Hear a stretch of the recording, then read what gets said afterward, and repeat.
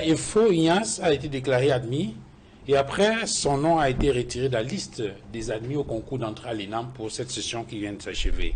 Et on parle d'une erreur qui s'est glissée car il n'avait pas passé les admissibilités. Et en revenant un peu dans l'histoire, on se rend compte que ce n'est pas la première fois qu'on a ce genre, je ne sais pas, d'erreur. Finalement, on a le sentiment qu'à l'ENAM, chaque fois qu'on annonce un concours d'entrée là-bas, il faut s'attendre à quelque chose de pas très catholique. Oui, des scandales à répétition. Je voudrais d'abord dire à mon copanéliste qui est à ma gauche, M. Kelbé, que je sais généralement courtois, qu'il ne faut pas qu'il perde ce sens, la courtoisie. Parce que tout à l'heure, quand il a dit que ses copanélistes disent des bêtises, moi, j'étais mal à l'aise. Parce que c'est la première fois qu'il le dit, qu'il le fait. Ça ne lui ressemble pas. Et j'espère qu'il va peut-être s'excuser tout à l'heure, avant la fin de l'émission. Bon, maintenant, sur la question que vous avez posée. Concernant l'ENAM, oui. Concernant l'ENAM, je voudrais dire... Surtout que lorsque le candidat, ce nom a été retiré, au moment d'afficher la nouvelle liste, il y a eu... plus d'autres noms. Vous savez, c'est des stratagèmes, c'est des méthodes bien connues à l'ENAM. Parce que, si vous savez, en matière de grandes écoles au Cameroun, l'image que les Camerounais ont, et même des amis du Cameroun ont, l'ENAM, c'est l'école qui a, en termes d'image et de crédibilité, la moins bonne image. La moins bonne parce que, rappelez-vous même, à l'élection présidentielle 2018, il y avait des candidats, au moins un, dont je me rappelle, d'une formation politique qui s'appelle le SDF, qui avait proposé carrément la fermeture de l'ENAM. Parce que lorsqu'on fait le bilan de l'ENAM, de la période coloniale à ce jour, on se rend bien compte, on l'a dit tout à l'heure, un companiste l'a dit, la reproduction de l'élite, mais en même temps, il y a quelque chose de plus vicieux, c'est qu'on ne peut même plus croire au mérite lorsque ces concours sont organisés. Ce ne sont pas forcément les meilleurs qui réussissent.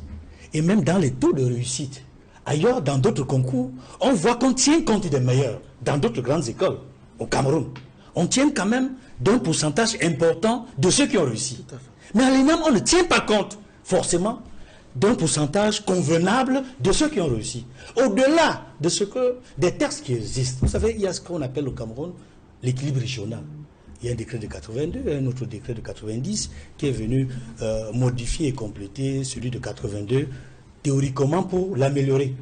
Mais je peux vous dire aujourd'hui que les pourcentages dans l'équilibre régional qui existent dans les textes connus au Cameroun ne sont même plus appliqués tels quels. C'est-à-dire qu'en réalité, non seulement ces textes ne sont plus appliqués et dont on pouvait comprendre leur existence à une certaine époque, parce que ça ne vaut même plus la peine normalement d'utiliser ces textes sur l'équilibre régional, mais c'est que lorsque ces textes sont invoqués aujourd'hui, ils sont utilisés autrement. C'est-à-dire, on ne les applique pas du tout et on fait prospérer l'idée selon laquelle ne peuvent réussir que les fils des membres du gouvernement, dont beaucoup ont des enfants qui entrent directement à l'ENAM, parfois sans faire le concours. Je ne vais pas citer de nom. Certains font le concours pour la formalité, mais ils sont déjà retenus sur la liste définitive, avant même les admissibilités. Il y en a même qui ne font même pas les oraux.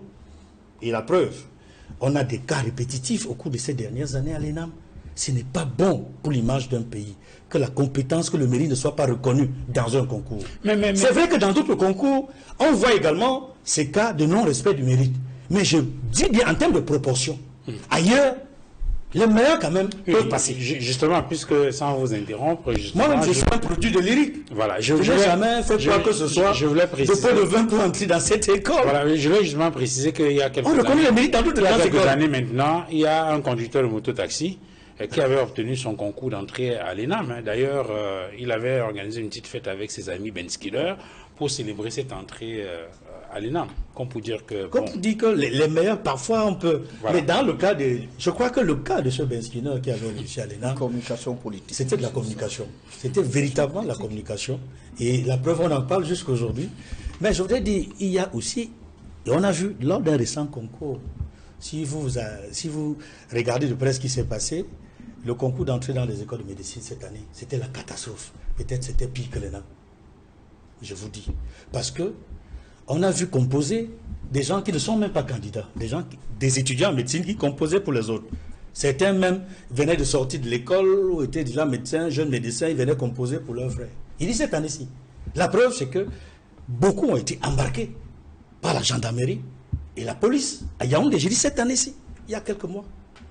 Ils ont été arrêtés, interpellés, des étudiants, et ceux qui ont composé même pour les étudiants sont retrouvés au commissariat de Ngouaekele, puis au commissariat central numéro 1. Mais quand nous suivons cette information, on se rend compte que petit à petit, on ne sait trop comment, la plupart des personnes interpellées, les enfants, sont sortis des cellules contre des espèces sonnantes et trébuchantes. Bon, certaines informations nous font état que c'était la caution. Je ne sais pas quel genre de caution on dépose alors que l'affaire n'est même pas encore en justice. Bref, pour vous dire que c'est très grave, les concours dans ce pays. Et l'ENA, c'est l'école où le niveau le plus élevé de non-respect des textes, de non-respect du mérite, est le plus encouragé par une certaine élite au pouvoir. Et d'année en année, rappelez-vous, il y a même eu une année où on a vu pratiquement un ping-pong entre le ministre de la fonction publique et le directeur général de l'ENAM. Et ce ping-pong s'est soldé par la perte de la fonction de celui qui était ministre de la fonction publique, je ne veux pas citer son nom, au profit de celui qui était directeur de l'ENAM, qui plus tard est devenu ministre, en lieu et place de celui qui était ministre. Je ne veux pas citer les noms. Pour vous dire qu'à l'ENAM, il se passe des choses bizarres. Et nous pensons profondément qu'il faut réformer cette école.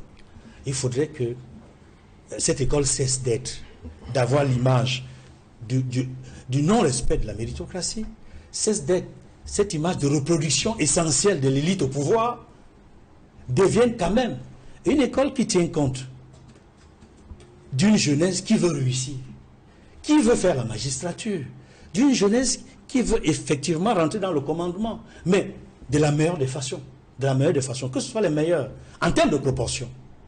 On peut encore appliquer, parce que les textes existent, l'équilibre régional, parce que ces textes n'ont jamais été revoqués, n'ont jamais été abandonnés. Voilà ce que je puis dire sur cette question. Voilà,